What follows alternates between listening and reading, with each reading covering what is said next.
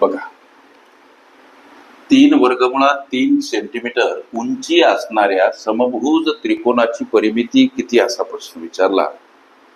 प्रश्न सोडवायचा कसा सर लेकरांनो? समभुज त्रिकोणाची उंची, हे जे काही सूत्र आहेत ते आम्ही पाठ केले पाहिजे. जसं की समभुज त्रिकोणाची उंची,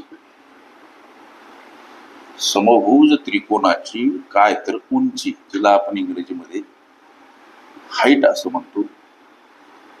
काढण्यासाठीचं सूत्र लेकरांनो, वर्गमुळात 3 भागीला 2 याच्यासोबत गुणीला 1 आहे, भानगड आहे. तर हे ए म्हणजे त्या त्रिकोणाची बाजू, बाजू साठी वापरलेलं हे चलपद. मग आता समभुज त्रिकोणाची उंची गणित म्हणते 3 या उंचीच्या ठिकाणी मांडा, आणि समभुज त्रिकोणाची उंची काढण्यासाठीचं सूत्र वर्गमुळात 3 भागीला 2 गुणीला 1, हे इथं सूत्र मांडा. आता 3 कडे येताना हे पद गुणाकार व्यस्त रूपात मांडावे लागतात, किंवा संख्या परस्पर विरुद्ध बाजूने जाताना एखाद्या पदासोबत गुणीला असेल, भागीला असेल, गुणीला अंशस्थानी असेल, छेदस्थानी असेल, अंशस्थानी मांडावी लागते. या न्यायाप्रमाणे हे 2 अंशस्थानी, तर वर्गमुळात 3 छेदस्थानी, आणि समोर हा बाजूसाठी वापरलेलं चलपद ये एकटं करा. आता या वर्गमुळात 3 साठी हे वर्गमुळात 3 खलास होती.